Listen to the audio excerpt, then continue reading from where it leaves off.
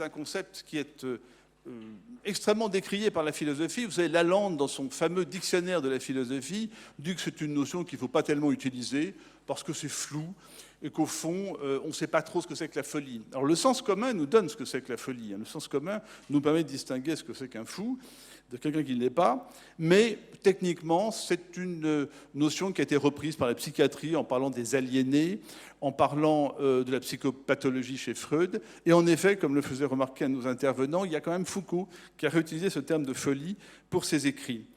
La définition qui est apparue, c'est que la folie est un défaut d'un sentiment personnel du bien et du mal. Et cette définition est intéressante parce qu'elle nous renvoie à la notion de foule, qui est le dernier terme de notre problématique. Cette notion de foule, en anglais c'est crowd, vous savez, avec des déclinaisons qui ont donné lieu le crowdsourcing, le crowdfunding, et en allemand c'est Volksmasse. La définition de la foule donnée par Lalande est quand même intéressante, elle est très éclairante. C'est l'agglomération d'individus qui possèdent des caractéristiques fort différentes de celles des individus qui la composent. En clair, la foule est une entité propre. Lorsque vous appartenez à une foule, vous n'êtes plus vous-même, mais vous avez des réactions qui sont celles de la foule. Alors tout ça nous renvoie à un imaginaire qui est parfois tragique. Les foules qui ont des comportements délirants, qui peuvent avoir des comportements génocidaires dans la guerre. Malheureusement, c'est une question assez actuelle. Et on va revenir sur cette interrogation. Est-ce que ces foules sont capables de comportements sages, rationnels, raisonnables, ou bien est-ce que ces foules sont finalement vouées à des pulsions plus ou moins conscientes qui interrogent? La grande référence sur les foules, vous savez, c'est Gabriel Tarde, le grand psychologue français, qui en 1901 a écrit une somme considérable sur la psychologie des foules, qui a ouvert un champ d'interrogation tout à fait considérable. Et c'était assez prémonitoire à une époque où le siècle allait montrer des foules en délire tout au long de ce siècle, et ça continue maintenant. Donc pour traiter cette grande problématique et en voir les aspects actuels, j'ai le bonheur de vous présenter nos 3 intervenants. Tout d'abord Antoinette Beaujard, qui est professeure de sciences économiques à l'université Jean Monnet de Saint-Étienne, membre du GATT Lyon-Saint-Étienne, et qui est philosophe de l'économie. J'ai tout dit, Antoinette? Ça va. Bon. Avec elle, nous avons Lorenzo Deleg, c'est ça, je n'ai même pas votre nom. Vous êtes fondateur de Voxmap, vous allez nous en reparler. Alors, il a une caractéristique, c'est qu'il parle pachtoun et persan.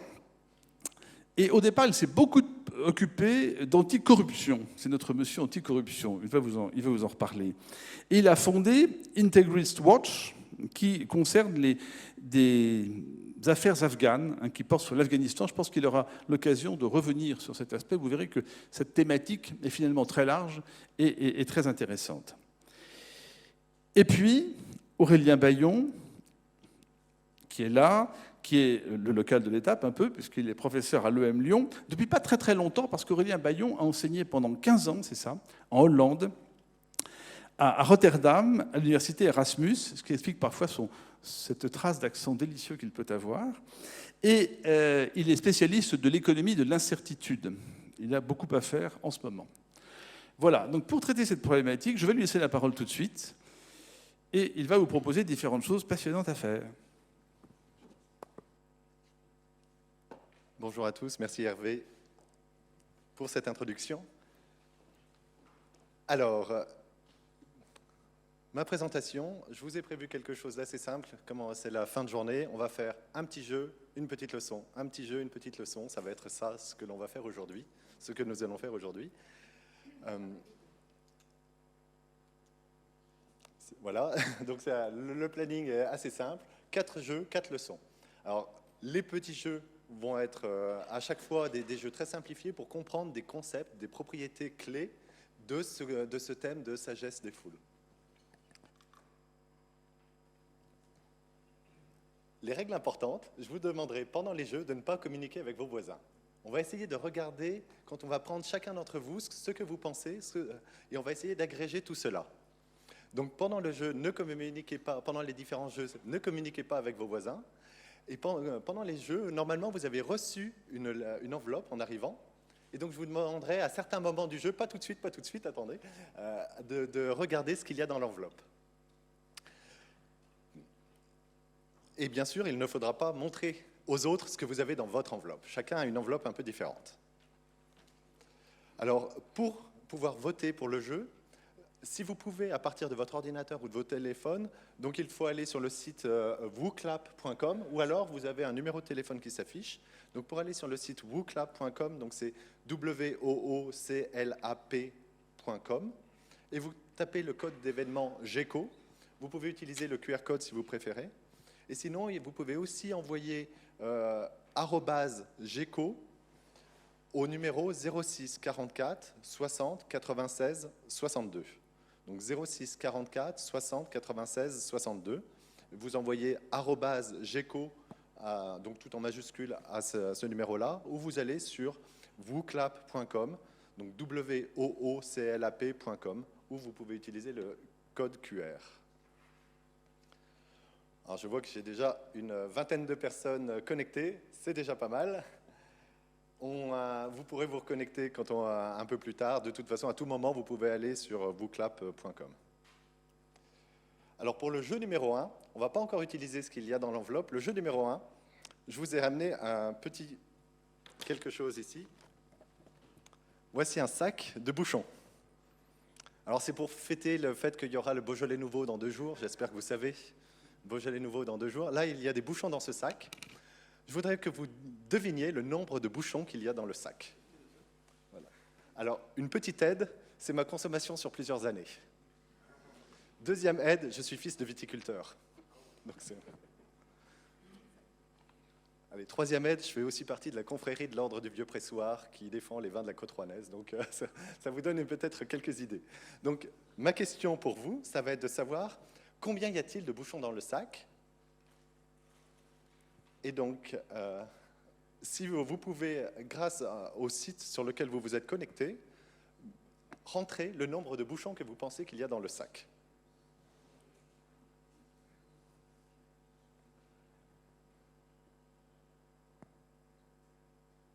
Alors, je vois qu'il y a déjà une dizaine de votes. Très bien, très bien. Alors, il y a des bouchons, enfin, la plupart, c'est des bouchons de taille assez normale. Il y a quelques bouchons de champagne dedans, parce qu'au fil des années...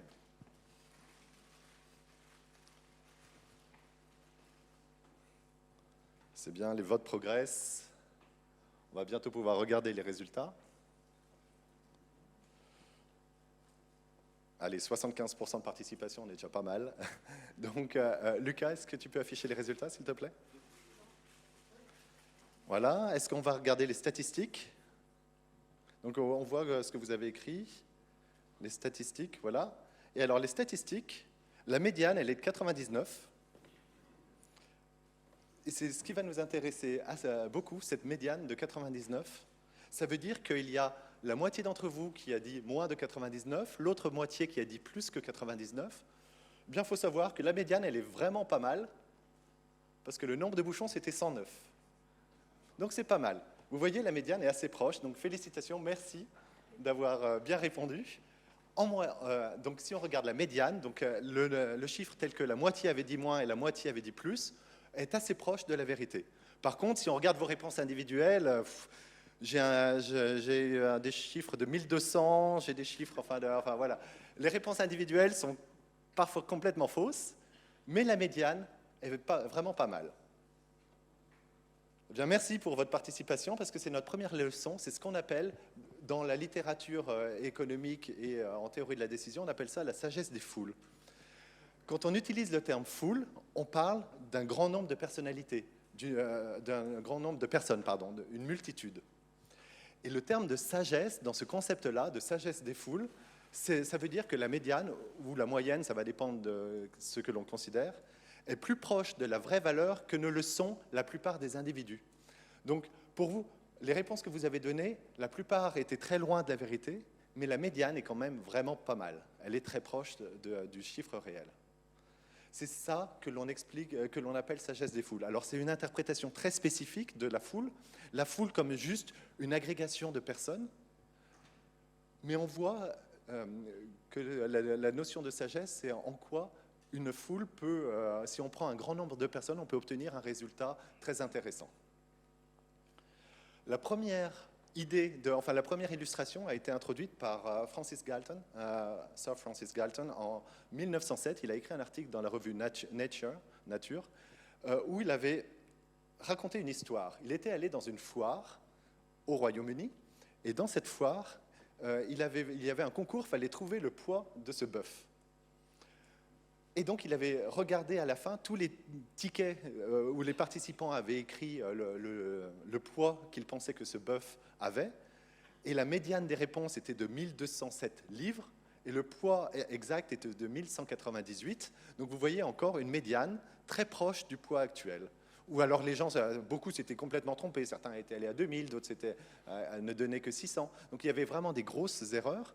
Mais la médiane, elle, était très proche. C'était la première illustration, et donc il avait écrit son article qu'il a intitulé Vox Populi, pour illustrer ce phénomène qu'une foule, en moyenne ou en médiane, va être très proche de la vérité, même si les gens se trompent complètement individuellement. Il y a des applications contemporaines de ce genre de concept, par exemple ce que l'on appelle les marchés de prédiction. Alors vous connaissez peut-être les paris sportifs, où vous pouvez parier sur quelle équipe va gagner un match de foot. Il y a des paris pareils aussi pour l'Eurovision, quel pays va gagner l'Eurovision. Eh bien, des marchés de prédiction, ça utilise ce concept, par exemple, pour parier sur quel va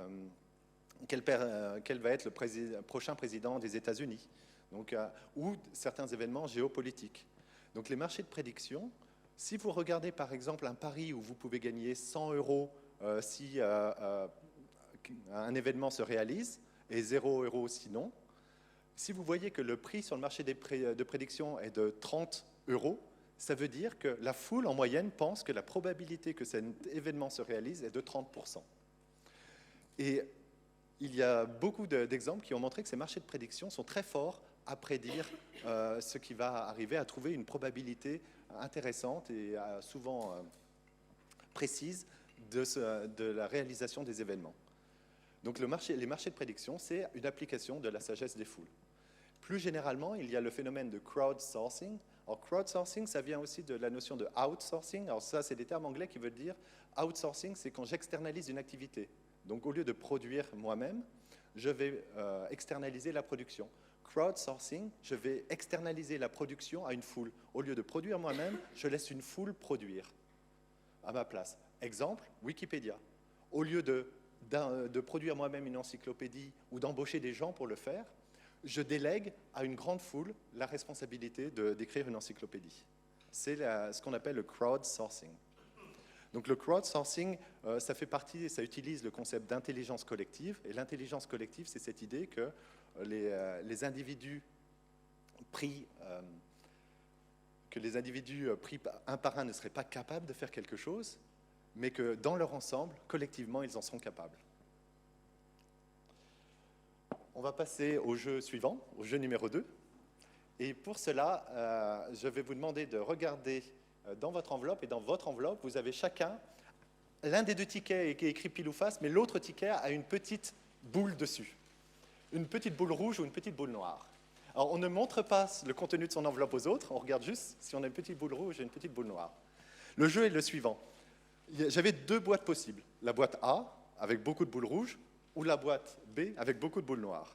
J'en ai imprimé une des deux, je l'ai découpée en petits morceaux et je l'ai mis chacune des boules dans une des enveloppes dans la salle.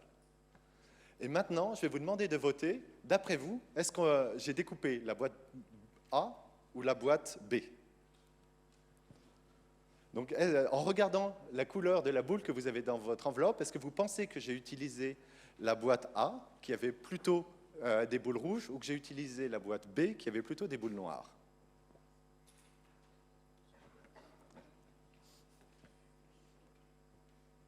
Alors, on va regarder les votes.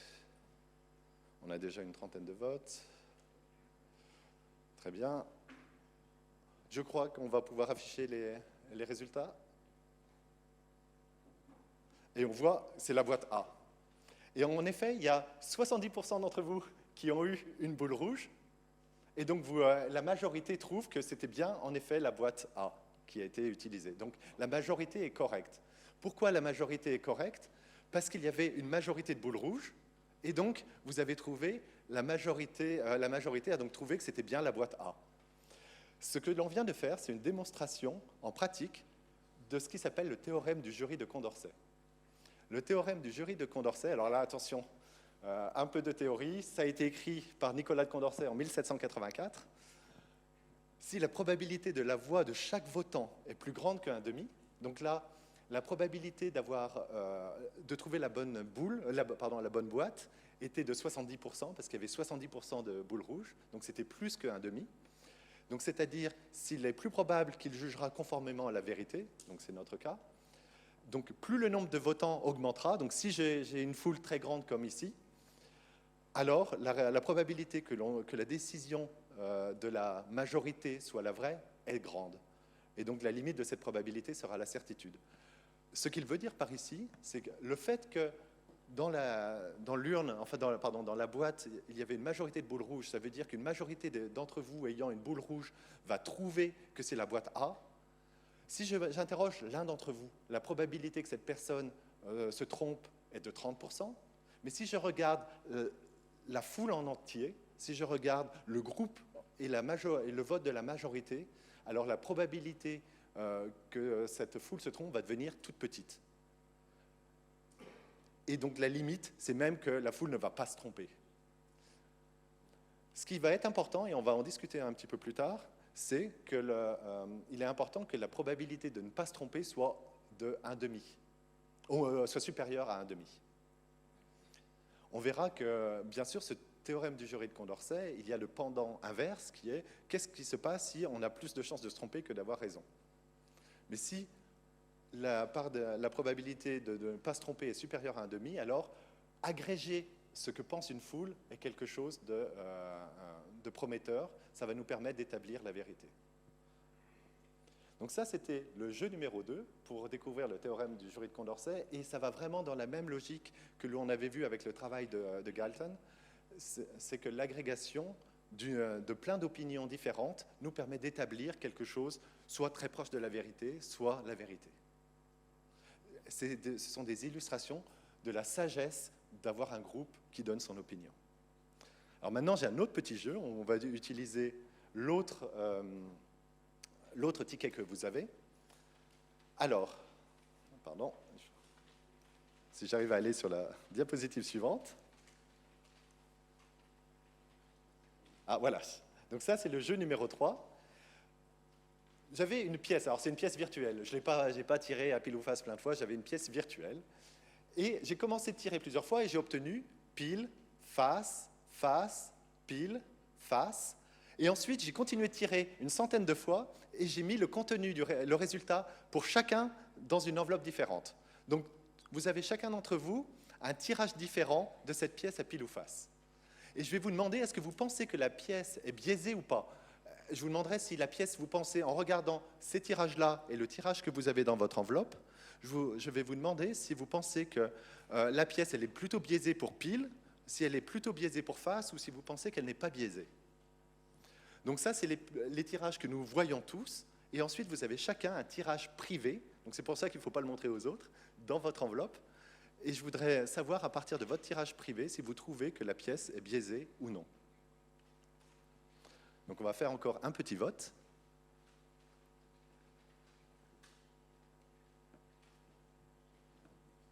Alors, est-ce que vous pensez oui que la pièce est biaisée en faveur de pile, ou est-ce que vous pensez oui, la pièce est biaisée en faveur de face, ou non, la pièce n'est pas biaisée?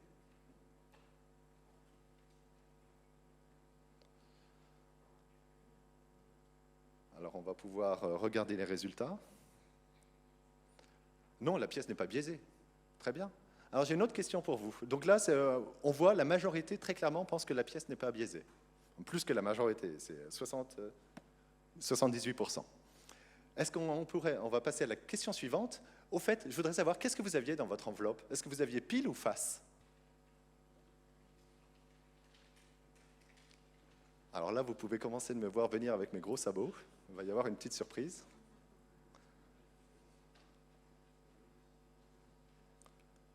Oh, pardon, faut que je revienne. On va regarder les résultats. Oh, la pièce était biaisée, vous avez une majorité de piles. Et là, on voit qu'on n'a pas du tout un effet de sagesse des foules. On a un effet très fort où la plupart d'entre vous avaient pile dedans. Mais quand vous regardiez juste les informations communes et votre propre tirage, vous pensiez que la pièce n'était pas biaisée. Mais quand on s'aperçoit des tirages, quand on a la distribution des tirages, on s'aperçoit qu'il y avait beaucoup de piles et que la pièce était très clairement biaisée en faveur de piles. Qu'est-ce que ça nous apprend? Ça nous apprend que quand on a des informations partagées, et ça c'était les premières informations que je vous avais données, elles vont être surreprésentées dans vos opinions. Donc chacun, quand vous avez formé votre opinion, vous avez pris en compte les informations partagées. Quand je vous ai fait voter, vous avez tous utilisé ces informations partagées et le signal que vous aviez était perdu au milieu de cette information partagée. Quand je vous ai fait voter la deuxième fois, on vous demandait que votre signal à vous, que ce que vous aviez dans votre enveloppe.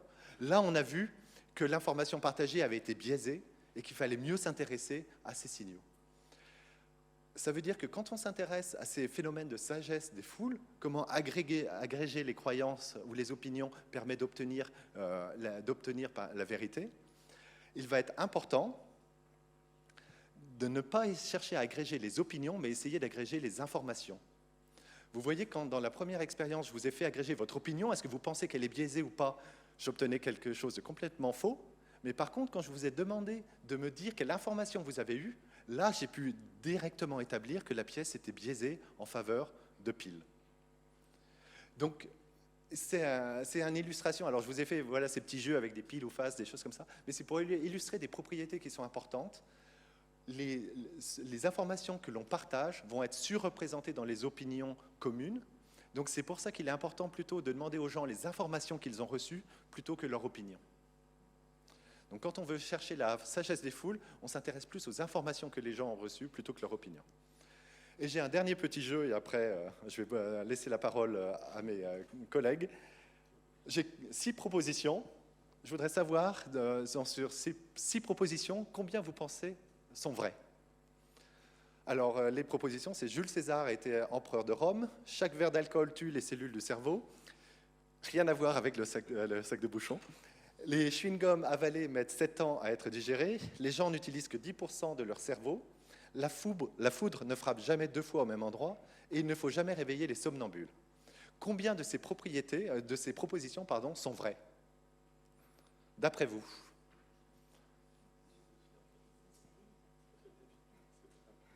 C'était rapide, faut que je vous les remonte alors en attendant que vous votez. Donc, Jules César était empereur de Rome, chaque verre d'alcool tue les cellules du cerveau, les chewing-gums avalés mettent 7 ans à être digérés, les gens n'utilisent que 10% de leur cerveau, la foudre ne frappe jamais 2 fois au même endroit, et il ne faut jamais réveiller les somnambules.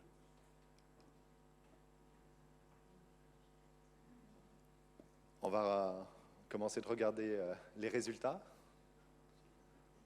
On va regarder même les résultats, comme ça c'est assez intéressant déjà.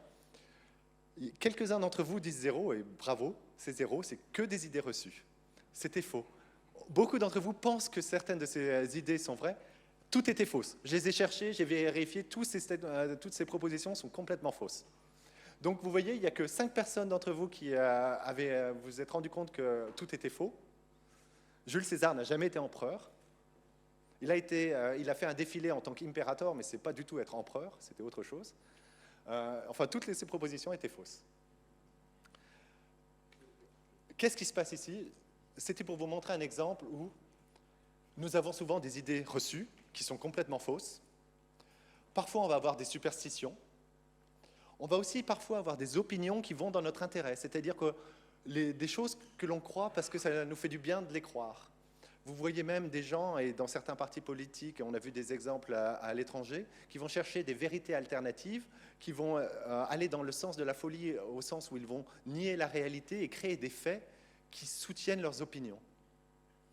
Quand on va dans cette situation, on a des gens qui ont des idées reçues, qui ont des superstitions ou des opinions qui sont biaisées, alors agréger ces opinions va ne pas du tout nous donner une sagesse, va nous donner plutôt un phénomène de folie. C'est le pendant inverse du jury de Condorcet, du théorème du jury de Condorcet. Si vous avez une probabilité supérieure à 1,5 d'avoir une opinion correcte, c'est bien d'agréger, mais si les gens ont des opinions fausses, et, des idées reçues et tout, l'agrégation ne va rien solutionner. Et pour conclure, quelles sont les solutions ?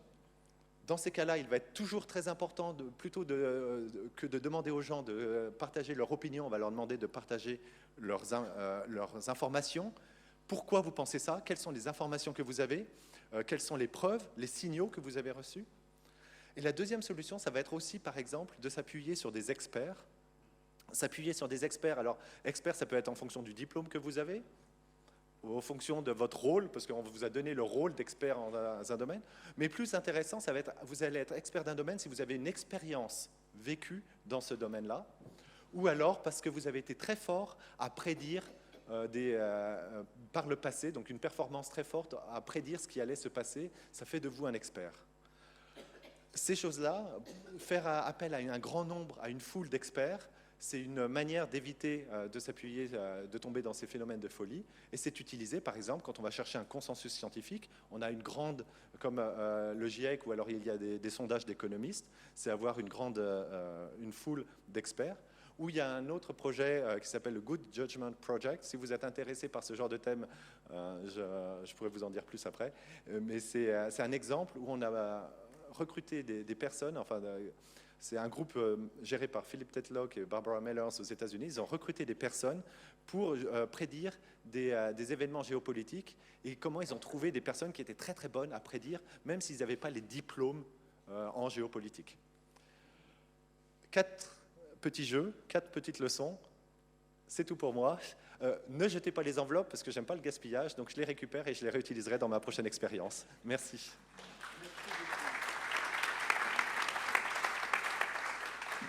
Merci Aurélien. Je pense qu'il y aura un endroit pour déposer les enveloppes à la sortie de cette salle.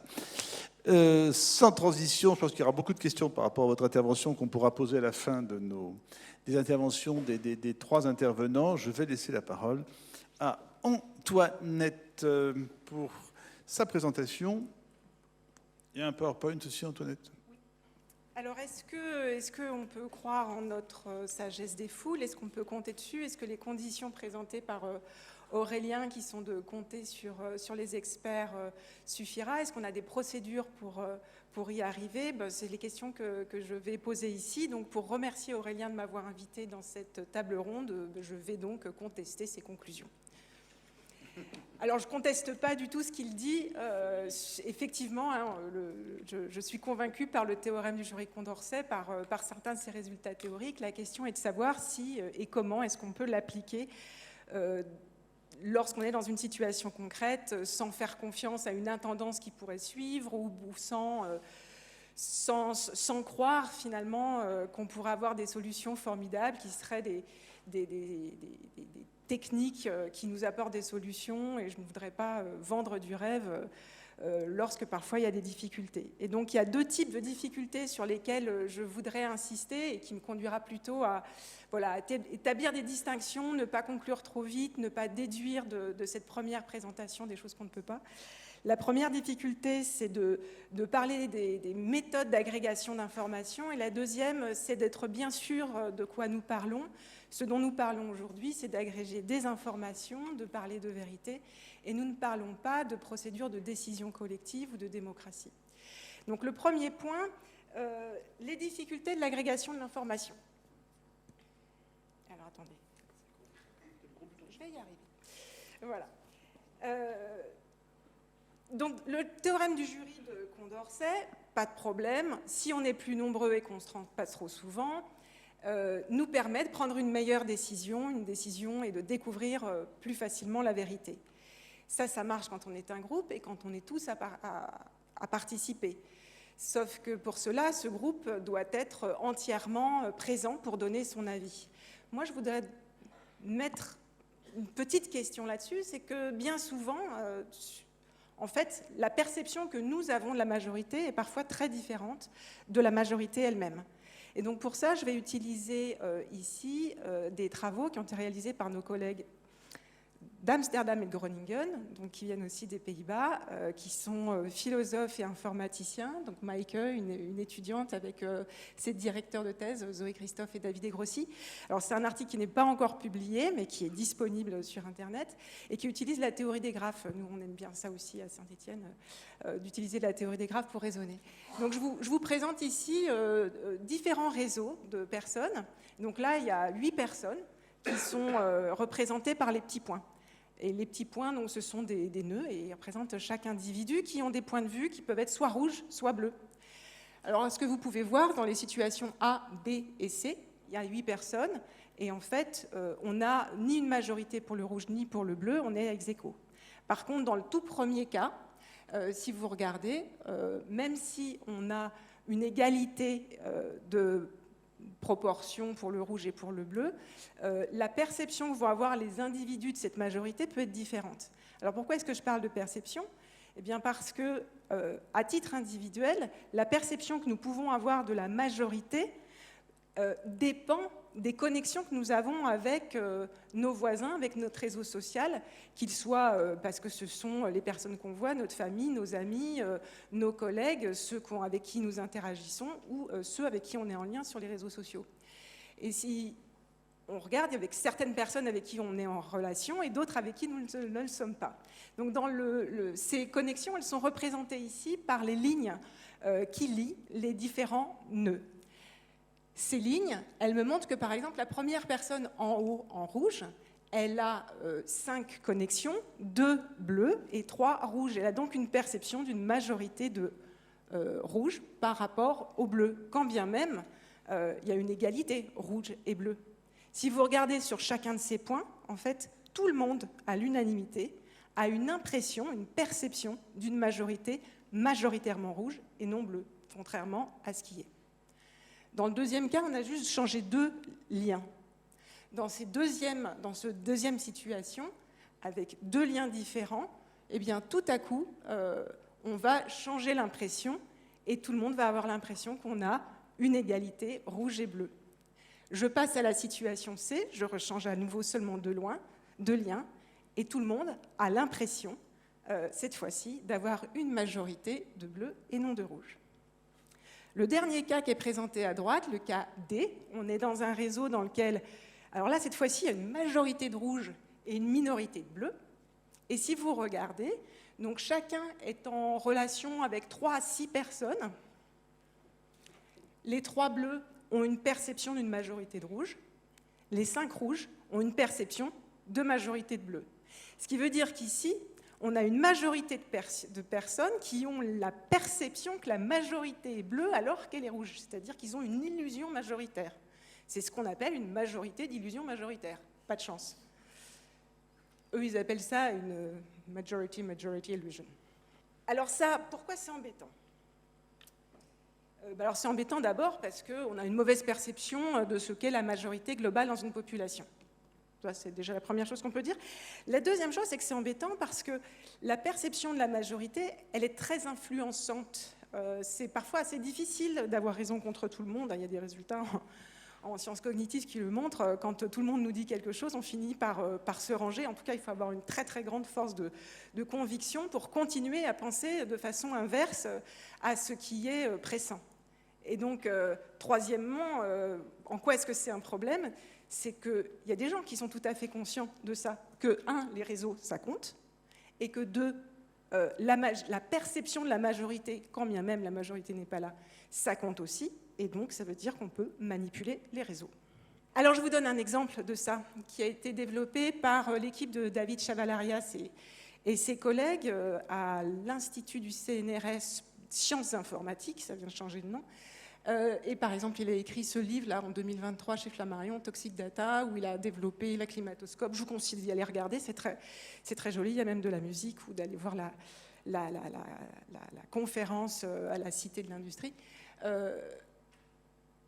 Qu'est-ce qu'il nous raconte en fait ? Il nous dit, bah oui, en fait, effectivement, il peut très bien y avoir une manipulation de ces réseaux, et en particulier des réseaux sociaux, pour conduire à encourager les gens à avoir certaines perceptions de ces majorités et changer les opinions. Et ceci a été observé pour différents cas, toujours à la période des élections, ou encore pour encourager certaines idées, par exemple en direction du climato-scepticisme, ou encore contre l'idée que l'Union européenne c'est une bonne idée, ou contre l'idée que les différentes valeurs libérales européennes sont une bonne idée. Et tout ceci a été illustré, et vous allez me dire, bon, c'est pas très grave, parce que finalement, la manipulation des réseaux sociaux, elle est dans les différents sens. Alors, comment ça marche d'abord, la manipulation des réseaux sociaux? L'astrosurfing, vous connaissez l'astroturfing, vous? Alors, ça, c'est quoi? En fait, c'est une organisation intentionnelle de mise en place de sites ou de réponses ou de messages sur les réseaux sociaux dans l'idée d'un point de vue particulier. Et donc ça peut se faire soit à travers des comptes qu'on appelle des comptes inauthentiques, c'est-à-dire que c'est bien des comptes qui existent, derrière qui il y a une personne, mais qui sont orientés autour de cette planification centralisée, ou alors directement de robots, qui sont donc les fameux bots sur Internet, et qui sont orientés sur l'idée de nous amener vers une certaine information qui n'est pas celle de personnes, et donc qui ne représente pas la majorité. Donc c'est une façon, vous voyez bien, de manipuler notre perception de la majorité jusqu'à ce que ça, finalement, puisse avoir un impact de dynamique qui n'était pas forcément celle de la vérité.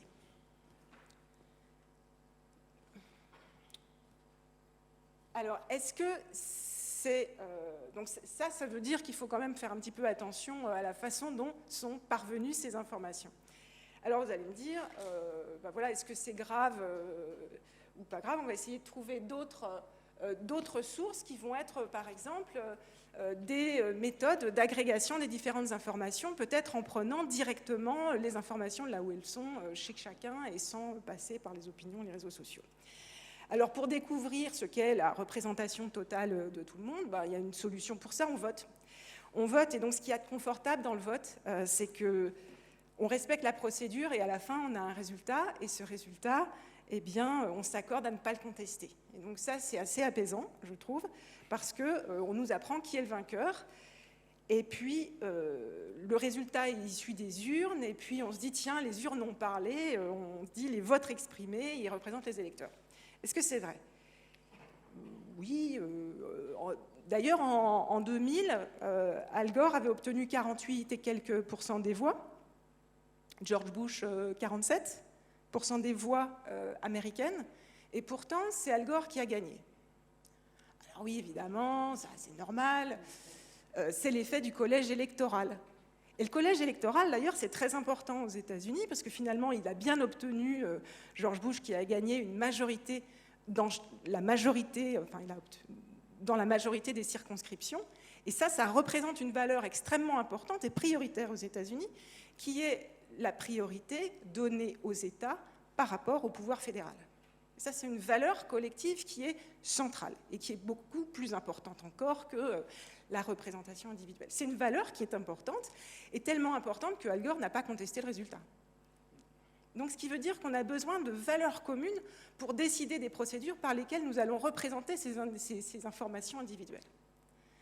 Le deuxième exemple que je voudrais donner, c'est qu'en France, donc Nicolas Sarkozy a été élu en 2007 avec 53 et quelques % des voix, donc devant Ségolène Royal, devant François Bayrou, qui lui, troisième, 18% des voix et quelques. Si on change de mode de scrutin, pourquoi pas, on peut faire plein d'imagination, et puis en fait, comme nous on est chercheurs, on peut faire plein d'expérimentations, plein d'expériences, d'expériences de pensée, d'expériences dans la vraie vie du dehors, d'expériences sur le terrain, d'expériences sur Internet. Et là, on a calculé, si on change le mode de scrutin, alors là, on change le résultat. Alors, je veux bien qu'on regarde, là. Donc là, vous voyez, ce qui se passe, ce que je représente ici en bleu, la ligne bleue représente le classement selon les résultats au scrutin officiel.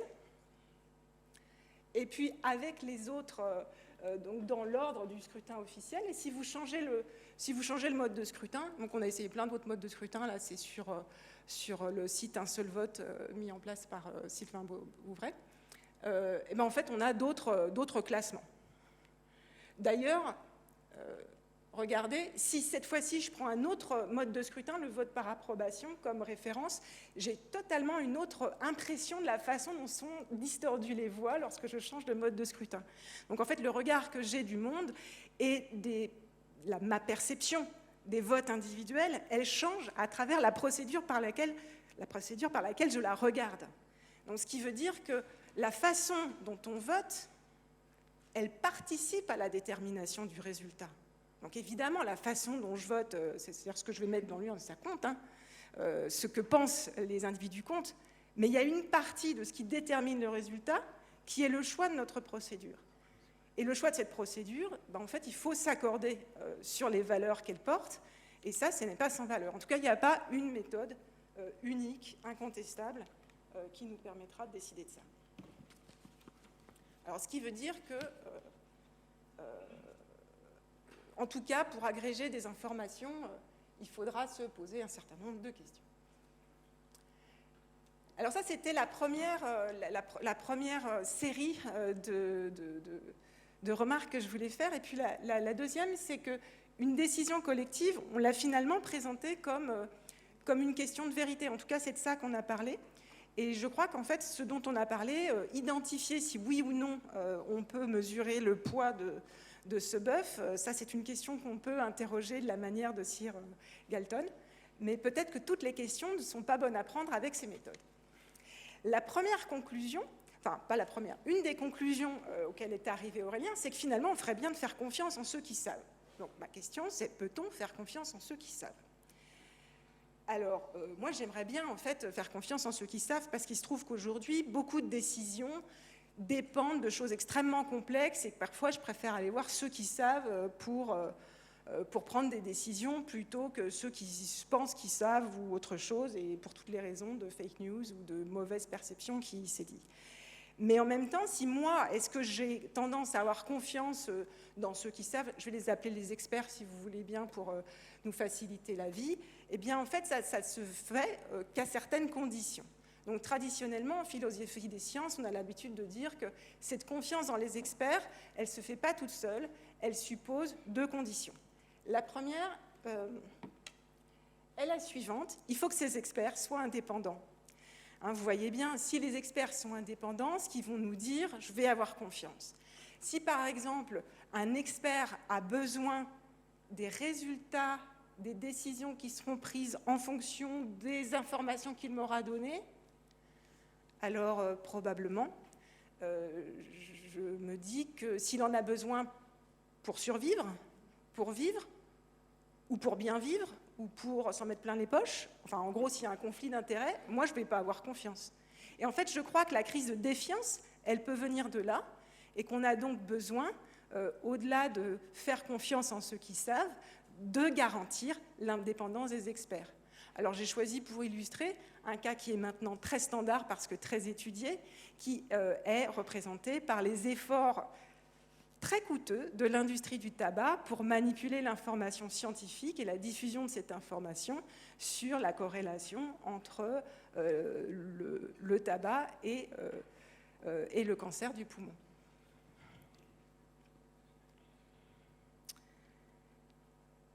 Il y a une deuxième question qui se pose. C'est que vous voyez bien qu'une des raisons pour lesquelles je n'avais pas forcément confiance dans ces experts, c'est parce qu'ils pouvaient finalement mettre en évidence non pas les informations que je leur posais, enfin quelle était la question que je leur posais, ils ne répondaient pas clairement. En fait, ce qu'ils faisaient, c'est qu'ils pouvaient essayer de donner leur opinion qui pourrait être dans leur intérêt. Alors ça, c'est effectivement, Aurélien tout à l'heure a fait la distinction entre une information et une opinion. Effectivement, moi je ne demande pas son opinion, je lui demande une information. Et ça suppose qu'on soit effectivement capable de faire la différence, de faire la part des choses entre ce qui est un fait et ce qui est une valeur. Hein, et c'est ce que nous on appelle la démarcation positif-normatif, et qu'on doit être capable de faire cette distinction. Alors est-ce qu'on est capable de faire une démarcation positif-normatif en économie, en sciences économiques ? Ça, c'est mon dada, enfin, c'est ma question principale. En fait, en tout cas, ce qu'il y a de sûr, c'est qu'on a essayé, de construire toute la science économique autour de cette idée pour qu'elle soit et qu'elle devienne une science axiologiquement neutre, c'est-à-dire neutre vis-à-vis des valeurs éthiques, morales et politiques. Ça, c'est une tentative notamment de Lionel Robbins, le livre que vous voyez à gauche, 1932, où vraiment on va essayer de tout construire à partir de là, gros efforts, Samuelson, tout ça, on fait tout ce qu'on peut. Est-ce qu'on y a réussi ? Non. En fait, non, n'allons pas plus loin. Ce qui ne veut pas dire qu'on n'a pas essayé, qu'on ne fait pas bien les choses. Mais je vous donne un exemple. Un économiste peut vous répondre à cette question, est-ce qu'on doit autoriser ou non le travail le dimanche? Un économiste peut vous dire, voilà en fait combien de croissance on pourra gagner en autorisant le travail le dimanche, mais en revanche, il y aura aussi une perte de bien-être due à l'absence de coïncidence des calendriers, donc la vie de famille normale, parce que beaucoup de gens ne puissent plus voir leurs enfants, ce qui était le moment où on réussissait à vivre ensemble. Donc ce que peut dire l'économiste, c'est de présenter l'arbitrage, qui est un fait, parce que l'économiste peut mesurer la perte de croissance ou le gain de croissance, ou mesurer ce qui est le gain en bien-être. Mais par contre, conclure qu'il faut donc, évidemment, autoriser le travail le dimanche, c'est d'avoir conclu, en fonction de ses valeurs personnelles, qu'il vaut mieux favoriser la croissance par rapport à la coïncidence des calendriers et donc la vie famille normale. Ça, c'est une valeur personnelle, et finalement, c'est la valeur de l'expert, et moi, je m'en fiche de la valeur de l'expert, c'est la mienne qui compte. Et en tant que citoyen, je voudrais que ce soit qui compte. Ce qui veut dire que lorsqu'on va essayer d'agréger des informations individuelles, on n'agrège pas simplement des faits, on agrège souvent en fait des espèces de mélanges de faits et de valeurs, et ça ne facilite pas forcément la vie. Alors effectivement, si on parlait uniquement de questions d'agrégation d'informations, quand on parle du théorème du jury de Condorcet, en fait c'est une référence à une référence externe et unique à une vérité que l'on ne connaît pas. Là tout à l'heure, il n'y avait que Aurélien qui connaissait sa consommation de vin, mais nous on ne la connaissait pas et on tentait de la découvrir. Mais elle existait, cette vérité.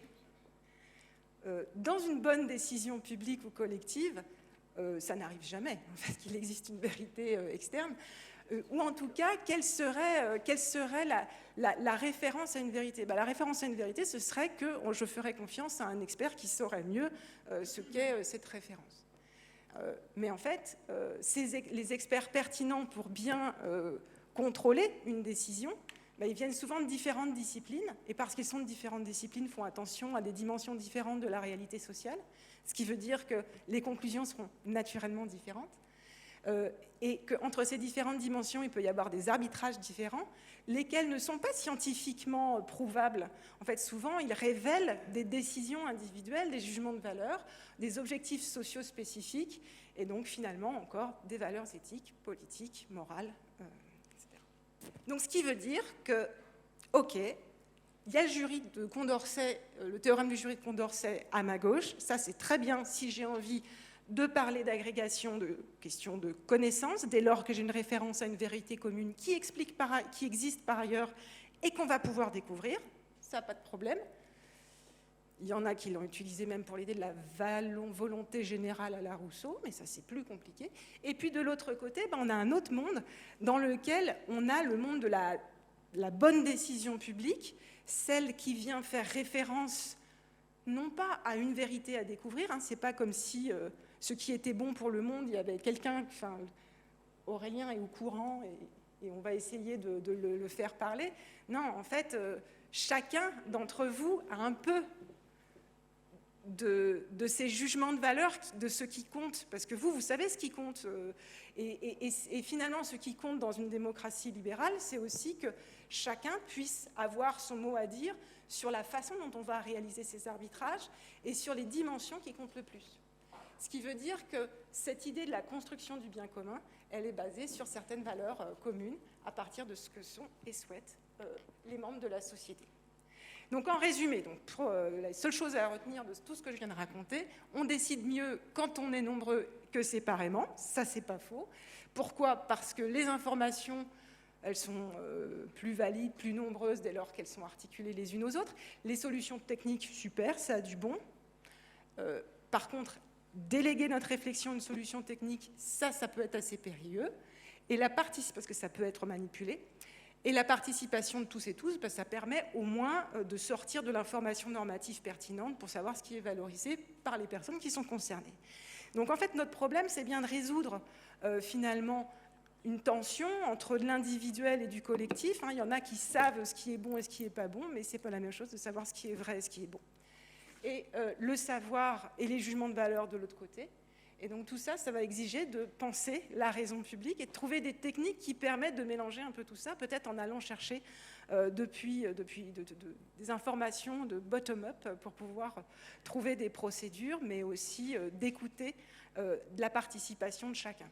Donc le collectif, oui, mais avec un petit peu d'intelligence, et il me semble que ça, c'est ce que va raconter Lorenzo Delle. Merci beaucoup, Antoinette. J'ai bien retenu qu'avec un autre mode de scrutin, Ségolène Royal aurait pu être présidente. Donc je souligne la grande sagesse de la Ve République. Je vais laisser la parole à Lorenzo. Ouais, ça doit marcher. Bonjour à tous. Alors, je vais vous emmener un petit peu loin, en Afghanistan, et un petit peu en arrière dans le temps, dans l'époque, disons, des années 2003, 2004, 2005, donc avant les talibans. Et vous allez voir que malheureusement, mon histoire finit un petit peu mal, même si à la fin, vous verrez, il y a un petit peu d'espoir dans la continuité de ce que je vais vous expliquer. Et je vais donc avant tout vous parler un petit peu du contexte afghan et en quoi en fait, il va se rapprocher de ce qui a été expliqué. Donc en Afghanistan, vous avez eu en 2003-2004 à peu près 2 décennies de conflits, une société qui s'est beaucoup, disons, démembrée, des grosses destructions, un État qui s'est quasiment évaporé, un système, disons, qu'il fallait reconstruire. La reconstruction s'est faite avec beaucoup d'argent, plusieurs centaines de millions de dollars envoyés par mois dans l'économie afghane. En tout, il y a eu à peu près, sur 20 ans, de l'ordre de 1000 milliards de dollars envoyés dans l'économie afghane, ou en tout cas envoyés en Afghanistan, ce qui est gigantesque. Pour vous donner une idée en proportion, c'est l'équivalent, l'Afghanistan recevait, c'est un pays qui est à peu près grand comme la France, avec une population de l'ordre de 35 à 40 millions d'habitants, et il recevait l'équivalent de ce que reçoit l'Afrique, mis à part le Soudan, en aide au développement tous les ans.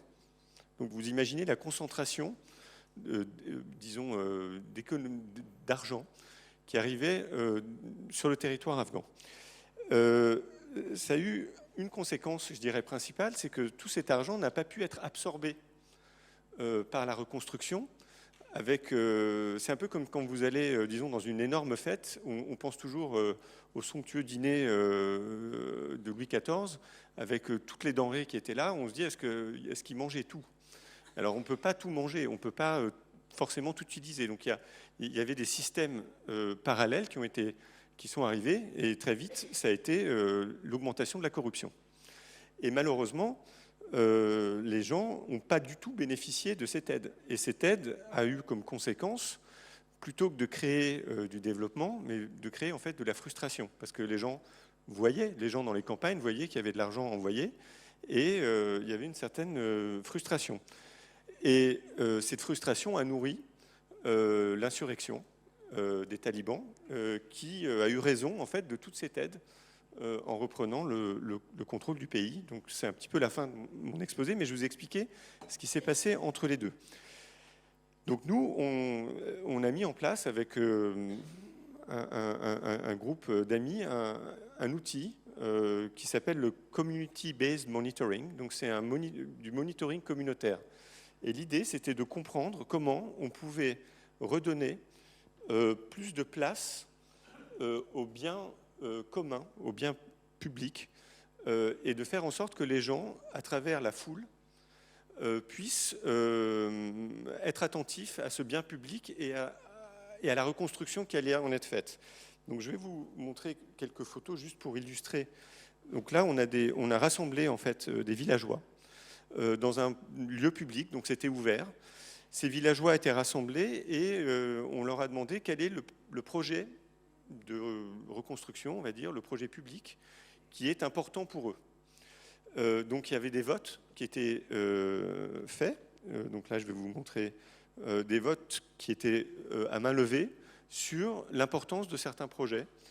Ces projets étaient, par exemple, des projets d'infrastructures, de routes, des projets d'écoles, d'hôpitaux, de marchés, toutes sortes de choses liées à l'infrastructure au départ. Et on a très vite mis en place en fait un système qui permettait d'avoir des représentants au niveau de chaque village qui allaient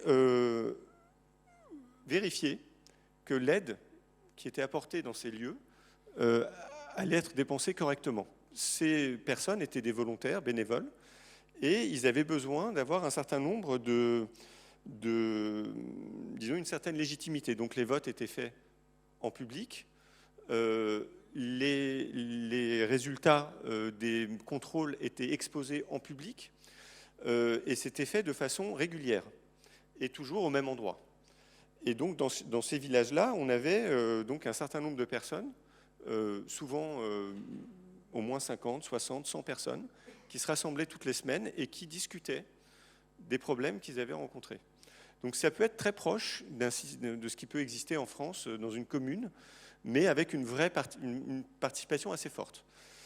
Nous, ce qu'on a essayé de mettre en place, c'est de créer les conditions pour que ce système de monitoring, de contrôle, puisse, disons, être le plus rigoureux possible et ne pas simplement devenir un lieu où les gens vont se plaindre, mais puisse être un lieu où on va prendre des décisions qui vont en fait être utiles à la reconstruction ou à la préservation du bien commun. Et donc pour ça, on a mis en place des standards, on a formé des gens parmi les volontaires dans les villages à reconnaître des produits d'ingénierie qui étaient de bonne qualité, de moins bonne qualité, des choses très simples, et des standards de monitoring. Pour une école, voilà les choses qu'il faut regarder. Pour une route, voilà les éléments à vérifier, etc. Et quand il y avait des doutes, donc quand la somme de la foule considérait qu'il y avait un doute sur la prestation, on avait des équipes d'experts qui étaient envoyées et qui aidaient en fait les gens à avoir les bonnes preuves et à avoir les éléments qui pouvaient servir d'argument pour détecter des risques de corruption ou des risques de mauvaise gestion. Et ce qui était très important, c'était à un certain moment de créer aussi non seulement les standards, mais aussi d'avoir accès à l'information. Et on est en 2005, et toutes les idées de transparence, d'accès à l'information n'étaient pas tellement présentes. Les gens à qui on demandait l'accès à l'information, c'était par exemple l'armée américaine, qui n'est pas connue pour sa transparence. Et donc on avait besoin par exemple d'avoir les contrats d'une école qui était financée par l'armée américaine ou même l'armée française, et pour savoir quels étaient qu'est-ce qui devait être construit dans cette école, une classe, 2 classes, un toit, un étage, plusieurs fenêtres, etc. Parce que clairement, au passage, les sociétés qui construisaient ces écoles se servaient. Et donc il fallait avoir un document de référence, donc les contrats, pour pouvoir savoir et pour pouvoir aider finalement cette foule à décider. Et là, on revient vers des choses que moi, je ne connaissais pas à l'époque, qui sont ces théorèmes de Condorcet, dans lesquels finalement la foule est au courant et a plus d'informations et peut donc décider de façon beaucoup plus, je dirais, correcte. Et ensuite, ces mouvements-là ont donné lieu à, par exemple, quelque chose que vous connaissez peut-être, qui est le data.gouv.fr, avec le OGP, le Open Government Partnership, qui est né de ce besoin de transparence dans les contrats publics. Et donc en 2005, on a milité, et de 2005 à 2008, les choses ont changé. Et autour de 2010, il y a eu ce système de OGP, de Open Government Partnership, dans lequel les gouvernements ont accepté de rendre un certain nombre de données publiques pour que justement la foule puisse en emparer, ou en tout cas les gens puissent traiter ces informations de façon intéressante. Ensuite, on avait aussi besoin d'exercer une pression, parce que clairement, simplement avoir des gens qui disent c'est pas bon, c'est pas suffisant. Il y a des pouvoirs, il y a des systèmes d'élite qui peuvent être installés, et donc on a fait venir des médias qui allaient reporter les problèmes qui étaient détectés par les gens. Et ces médias, en fait, n'étaient pas tout de suite invités dans l'arène, parce qu'il y avait un risque de faire exploser le débat. On essayait avant tout de créer un consensus qui permettait de résoudre le problème. Si le problème, avec le consensus, n'était pas résolu, c'était qu'à ce moment-là que les médias étaient invités pour exercer une pression soit sur la société, enfin la compagnie qui exécutait le travail, soit sur les donateurs. Et notamment, on a eu des reportages sur France Inter qui ont exercé de la pression sur UNICEF, qui finançait des écoles, mais qui n'étaient pas du tout vérifiées, et qui n'envoyait personne pour les vérifier. Et ça a fait bouger un peu les lignes.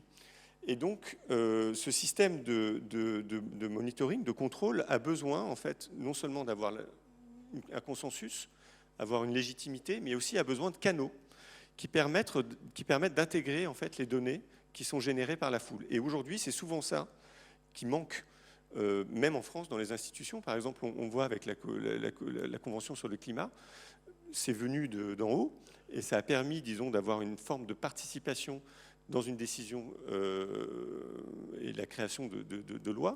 Mais on pourrait imaginer des canaux, ou davantage de canaux.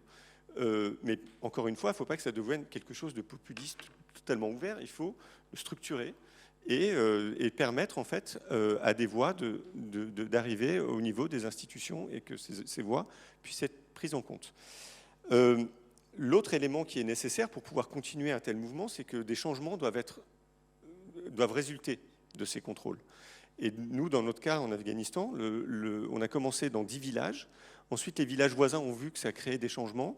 Donc, il y a eu des demandes et on a fini par faire un réseau où il y avait à peu près 6000 villages qui ont participé à ces systèmes de monitoring. On est passé de systèmes d'infrastructure publics à des systèmes plus liés à l'éducation, à la santé et au système judiciaire, avec des témoins qui participaient au procès pour voir si les avocats étaient là, s'il y avait un droit de la défense, etc., si les décisions étaient prises dans un tribunal ou chez le juge, parce que clairement, ça fait une différence. Et donc, on a mis en place ce système, et malheureusement, avec la chute des talibans, ce système a été très abîmé, mais il continue.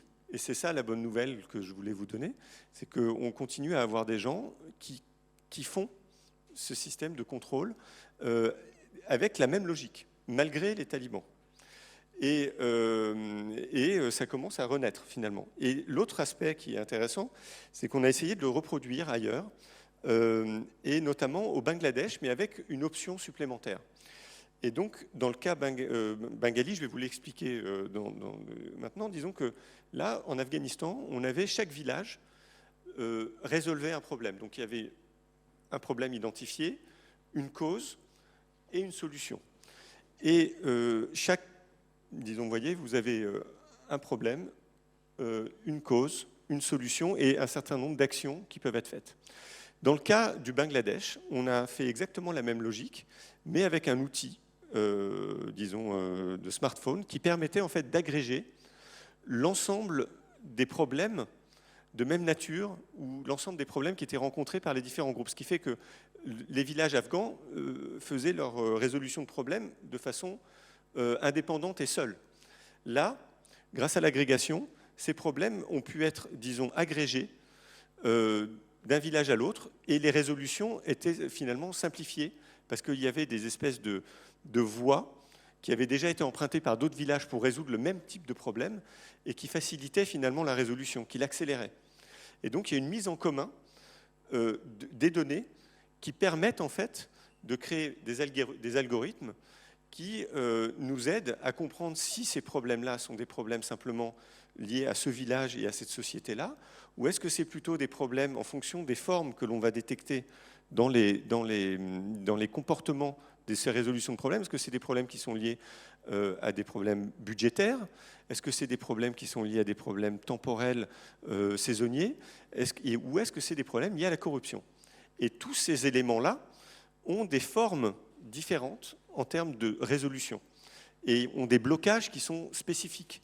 Et donc, le fait d'avoir un grand nombre de gens qui utilisent ce système-là au Bangladesh permet finalement de dessiner des formes de participation et de préservation de l'espace public participative et de détecter finalement en avance des risques liés, nous, dans notre cas, à la corruption, mais qui peuvent être tout à fait extrapolés au besoin de changer certaines lois, au besoin de changer certaines politiques publiques, parce qu'on se rend compte qu'elles génèrent plus de problèmes que de solutions, etc. Et je pense que, bon, voilà, je vais m'arrêter là. Et si vous avez des questions, on va pouvoir en parler. Voilà. Merci beaucoup, Lorenzo. Merci pour cet éclairage qui montre que ces interrogations qui peuvent sembler théoriques, finalement, ont des conséquences tout à fait pratiques sur la vie des populations, en particulier dans des situations politiques très tendues. Donc, on a maintenant un temps d'échange avec vous. Vous avez la possibilité donc, d'envoyer des messages sur cette merveilleuse tablette avec le téléphone qui devrait s'afficher. Vous pouvez aussi poser des questions dans la salle, hein, si vous avez vous pouvez lever la main et poser des questions. Moi, j'ai une interrogation quand même, en attendant que ça vous chauffiez un peu vos questions. Une interrogation qui porte sur la question de l'intelligence collective. Est-ce qu'on peut considérer qu'il y a dans vos problématiques une pertinence de cette notion d'intelligence collective? Voilà. Peut-être Aurélien veut aborder ça?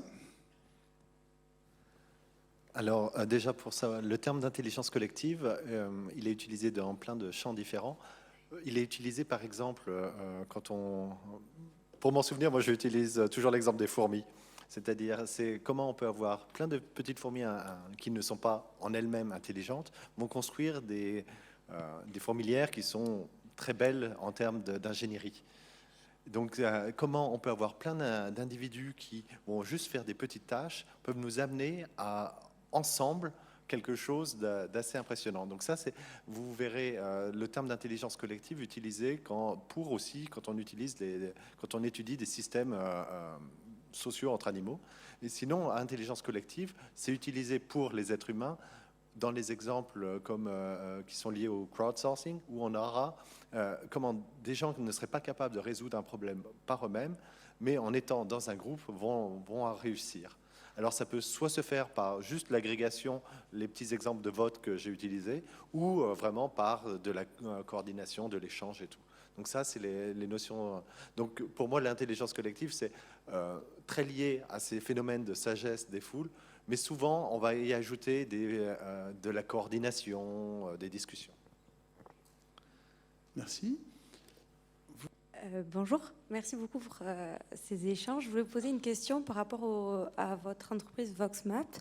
Est-ce que vous avez eu des résultats après concrets, des estimations des chiffres sur les corruptions, que ce soit en Afghanistan ou au Bangladesh, et si ensuite le fait d'utiliser ces systèmes avait permis de réduire la corruption, ou est-ce qu'il y avait eu des effets après, des échanges avec les politiques publiques mises en place pour résoudre du fait des preuves de corruption? Alors oui, on a eu pas mal de résultats. Alors on a beaucoup utilisé, disons, le but dans la lutte anticorruption dans un cas comme ça. En France, quand on pense à la corruption, on pense souvent à un système judiciaire qui va fonctionner. On va envoyer quelqu'un devant le juge et il va être jugé, il va être mis en prison. Nous, notre but là était d'augmenter le coût pour devenir corrompu. Donc en fait, pour quelqu'un, en général, c'est l'appât du gain qui fait qu'il est corrompu. Mais dans une logique sociale, locale, il y a un énorme risque réputationnel. Et nous, l'idée, c'était de générer en fait une augmentation de ce risque réputationnel. Parce qu'au niveau de ce village, il n'aurait pas intérêt à être corrompu. Malheureusement, il y a des systèmes de collusion entre les gens qui occupent le pouvoir, des chefs ou des acteurs de l'administration qui font qu'on arrive quand même à avoir la corruption. Nous, dans notre cas, on a surtout réussi à diminuer, à améliorer la qualité des projets construits. Et on a une étude que j'ai fournie à Aurélien qui montre en fait l'impact en fait de ce travail qui faisait augmenter de l'ordre de 50% la qualité des projets juste par la présence de ces systèmes de monitoring. Donc c'est quand même assez important. Après, nous, on n'a pas mis en prison qui que ce soit. Par contre, on a travaillé sur justement la mise en lumière de problèmes dans l'industrie extractive, de contrats, de problèmes liés à de la pollution, liés à des extractions qui avaient lieu. Et puis, on a aussi essayé de mettre en lumière justement des sociétés qui ne faisaient pas leur travail, quoi. Donc, il y a eu effectivement, oui, des conséquences de ce travail-là, avec des chiffres. Et on publiait tous les ans un baromètre de la corruption en Afghanistan depuis 2007 jusqu'en 2020. On trouve des choses en ligne sur ce que vous... Et alors oui, il y a un site qui s'appelle integritywatch.org où vous allez trouver plein de publications sur justement les travaux qui avaient été faits sur ces systèmes-là. Vous avez même des guides pour expliquer comment mobiliser les gens et comment ça peut fonctionner. Vous allez trouver pas mal de choses. On avait donc integritywatch.org. Vous allez trouver des choses. Integrity Watch. C'est en anglais. Toujours avec l'Afghanistan. Comment votre système de monitoring et, oserais-je dire, d'accompagnement des populations ont-ils été vécus et ressentis, de modes de culture complètement différents? Comment avez-vous trouvé les partenaires ou les personnes qui, sur le terrain, ont été, ou plus ou moins, ont co-construit avec vous ce changement? Et je pense particulièrement à la place des femmes.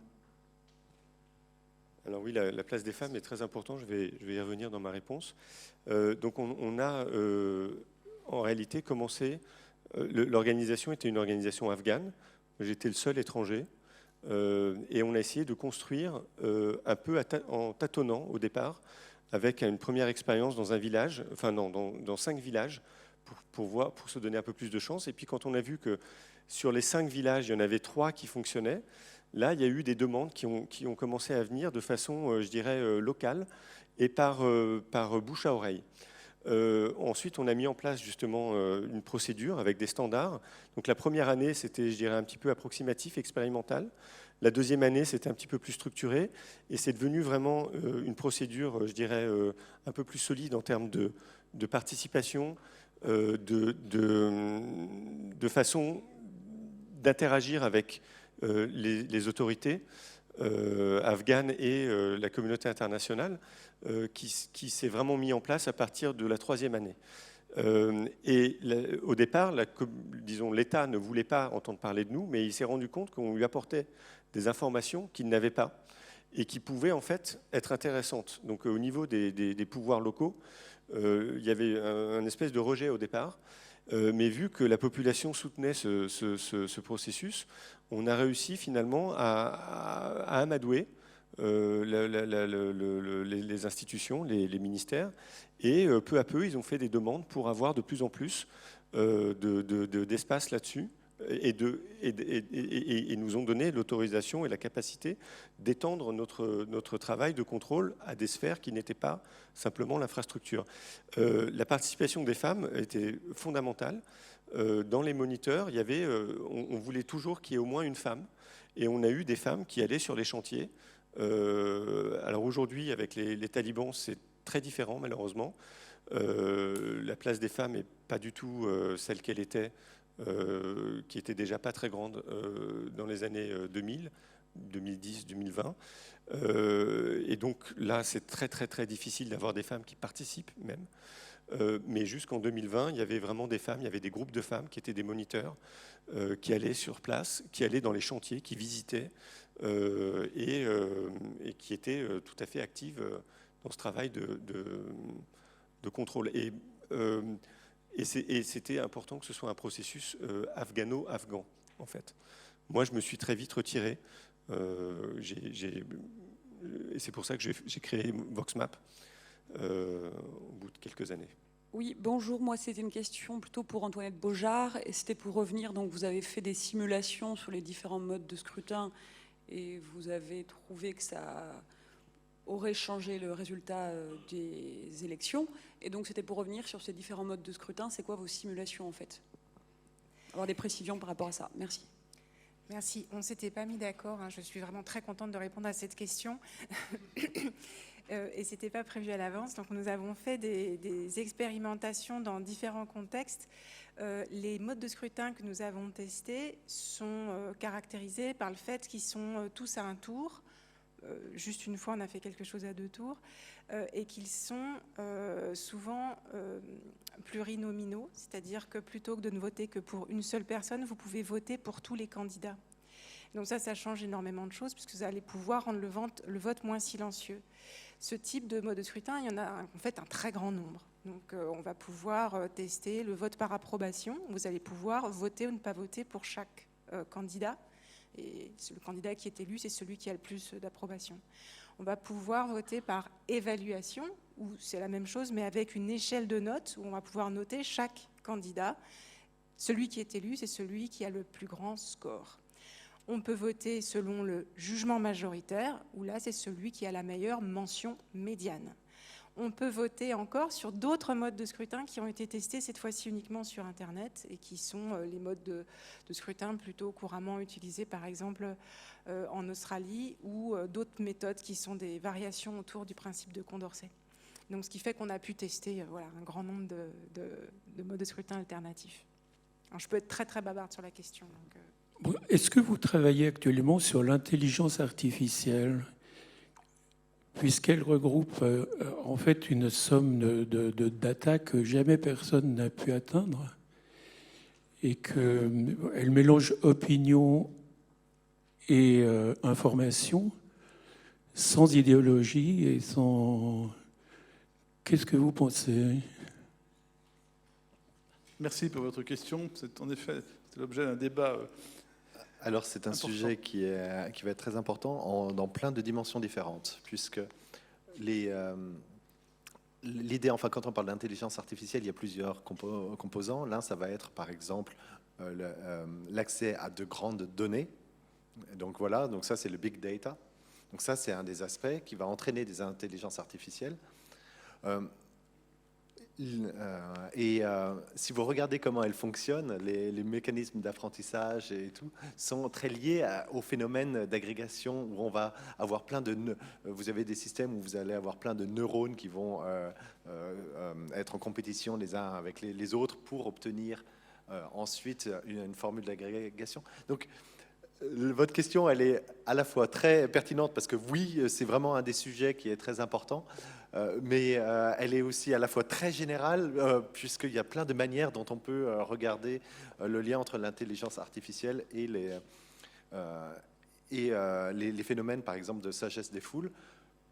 Sur un point très précis, par exemple, si à la base, l'information les big data, donc toutes les données disponibles, ont beaucoup de données qui sont fausses dedans, vous obtiendrez une intelligence artificielle qui sera biaisée aussi. Donc, il va falloir bien vérifier que les données sur lesquelles on entraîne l'intelligence artificielle vont satisfaire un peu cette idée du paradoxe de Condorcet, c'est-à-dire si elles ont une probabilité plus grande d'avoir raison que d'avoir tort, si ces données sont en probabilité plus fiables que non fiables, alors on va pouvoir apprendre, on va pouvoir créer des phénomènes d'apprentissage qui vont être valables. S'il y a beaucoup de données qui sont fausses, on va obtenir une intelligence artificielle qui nous donnera des choses fausses. L'exemple typique étant ChatGPT, il a appris sur plein de choses. C'est une intelligence artificielle qui a été basée non pas sur essayer de dire la vérité, mais juste de dire ce que les autres disent. D'ailleurs, vous pourrez poser la question à ChatGPT, vous verrez, c'est toujours intéressant Voilà. de l'interroger. Antoine, vous voulez ajouter quelque chose? Je peux peut-être ajouter quelque chose sur l'intelligence artificielle. Déjà, une chose, ça répète ce que les gens pensent. Et puis d'autre part, ça répète aussi, ça essaye de trouver les façons dont les personnes ont d'abord réussi à articuler leur façon de penser ensemble et collectivement. Or, la façon dont on a travaillé collectivement, en fait, c'est une réalité observée, mais ce n'est pas forcément une norme qui est souhaitable de la façon dont on a envie d'articuler les différentes positions des uns et des autres, par exemple pour assurer l'égalité de représentation. Et donc, pour cela, en fait, si on regarde un peu dans l'histoire de l'intelligence artificielle, en fait, il y a eu les premières étapes des informaticiens qui s'appelaient intelligence artificielle, en fait, n'étaient pas dans l'apprentissage textuel. En fait, ils travaillaient sur de l'algorithmique dont ils pouvaient maîtriser, qu'ils pouvaient rendre transparente. Et ça, c'est une façon que l'on a individuellement, collectivement, de choisir une procédure ou une autre et d'en discuter collectivement. Par contre, si on utilise un apprentissage spontané qu'on ne peut pas reconnaître, ben, effectivement, on ne saura pas faire autre chose que ce qui a été fait avant, ce qui peut être bien, ou ce qui peut être, comme le disait Aurélien, juste la répétition d'erreurs passées. Et dans le cas de l'expérience que je vous ai illustrée tout à l'heure sur le Bangladesh, on est sur du travail avec des algorithmes, mais pas avec de l'intelligence artificielle. On est, on va dire, avant. Et pour travailler dans des environnements, je dirais, non digitalisés, avec de l'intelligence artificielle, c'est d'une certaine façon très difficile. L'intelligence artificielle fonctionne parce qu'il y a des éléments digitalisés, qu'elle peut traiter. Que ce soit des images ou du texte ou des comportements. Voilà. Et donc, la foule n'est pas forcément toujours digitalisable. Je voulais savoir si dans les études sur les foules, vous considérez que tous les individus sont rationnels comme en économie classique, et si ça ne l'est pas, comment vous mesurez et vous intégrez cette irrationalité dans vos études? Les individus sont-ils rationnels? Alors, venant aussi du champ de l'économie comportementale, enfin dans mes recherches sont aussi en économie comportementale qui s'intéressent entre l'économie et la psychologie, non, je ne fais vraiment pas cette hypothèse-là. Et c'est justement ce qui va être intéressant, c'est de voir comment on peut corriger cela. Alors, il y a différentes manières dont on peut être non rationnel, ou en tout cas dévier de ce modèle parfait où tout le monde serait rationnel. Une manière, ça va être certains biais cognitifs que l'on a, où nos jugements vont être biaisés dans une direction ou d'une autre. Cela, on peut les corriger, par exemple, par la manière dont on va essayer d'obtenir l'information. Donc, si je vous demandais comme ça un jugement de probabilité, je sais que pour la plupart, ça va être très dur, mais il y a toute une recherche en psychologie et en économie sur comment faire pour obtenir un jugement qui ne soit pas trop biaisé. Quelque chose qui est plus embêtant et qui est beaucoup plus difficile, c'est quand on est irrationnel parce qu'on va influencer ce que l'on croit en fonction de ce qui est dans notre intérêt. Ça s'appelle, le terme technique, c'est les croyances motivées. Mais ça veut dire, c'est quand ce qui est dans notre intérêt nous fait sélectionner des faits qui nous intéressent. C'est pareil, tout simplement, par exemple, moi je ne lis aucune étude sur les dangers de l'alcool. Si vous voyez ce que je veux dire, c'est quand on va commencer de sélectionner les faits qui nous intéressent, ou alors je vais lire que les études qui sont publiées par le lobby du vin. Comme ça, après, je suis sûr que les résultats vont dans mon sens-là. Là, après, dans ce cas-là, je vais avoir des croyances qui vont être biaisées. Et ce genre de choses, ça va être très difficile à corriger dans les phénomènes de mouvement de foule. Et c'est là où on va aller, possiblement, dans les cas extrêmes, si vous regardez ce qui se passe en polarisation politique, vous pouvez avoir des gens qui vont chacun choisir les faits qui les intéressent, avoir des croyances très, très fortes, et on arrive même dans certaines sociétés, dans le monde occidental, où vous allez avoir une partie du peuple qui va penser que l'autre partie a complètement faux. Ils vont tous se baser sur des faits qu'ils auront choisis. Et alors là, la sagesse des foules, il y a peu d'espoir dans ce cas-là. Oui, on a beaucoup parlé d'agrégation, de diffusion de l'information et des croyances. Qu'en est-il de la délibération? Vous n'en avez pas tellement parlé, mais en fait, dans ces histoires de groupes, de décision des groupes, on peut aussi penser qu'il y a une phase délibérative avec probablement à la fois la version optimiste et la version pessimiste de l'effet de la délibération sur le jugement public. Est-ce que vous avez un peu des éléments que vous voulez partager là-dessus? Il fallait venir il y a 2 ans, on a fait une table ronde très intéressante sur la démocratie délibérative. La délibération, oui, on l'a eu beaucoup. Parce qu'il fallait trouver des solutions. Et parfois, la solution n'était pas forcément la meilleure solution. Par exemple, si on allait dans une communauté ou un groupe ou un village dans lequel il allait y avoir quelqu'un de très puissant et qui était effectivement corrompu, qui n'avait aucune perte sociale je dirais, ce que nous, on essayait d'appliquer, qui était de faire augmenter le coût social d'être corrompu, n'arrivait pas à s'appliquer. Dans ce cas-là, il était possible que la délibération ne conduise pas à un résultat positif, ou en tout cas un résultat qui soit celui souhaitable d'amélioration de l'espace public. Et ça existe. On l'a vu, mais d'une certaine façon, là, nous, on ne peut rien faire. Et il faut laisser libre, il faut laisser le système se faire, même dans un cas comme ça, je pense. Ça fait partie, disons, des parties qu'il faudrait essayer d'améliorer, mais on ne peut pas aller contre une certaine dynamique. En tout cas, nous, on n'a pas réussi à faire ça. Moi, je pourrais interpréter la question différemment. C'est est-ce que... pour l'instant, on a beaucoup parlé de différents modes d'agrégation strictement agrégatifs qui ont plein de biais. Est-ce qu'il y a des modalités de délibération qui, eux aussi, ont des biais?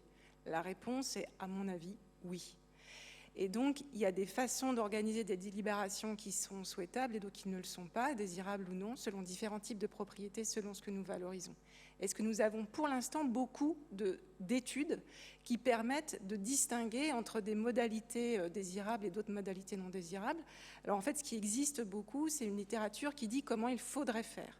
Mais par contre, ce que nous souhaiterions plutôt faire, et il y a des personnes ici dans le fond de la salle en fait, dont c'est la thématique principale de recherche, c'est de déterminer différentes modalités, de les comparer en fonction de différents critères normatifs souhaitables. Et ça, je crois que c'est vraiment un grand champ de recherche devant nous.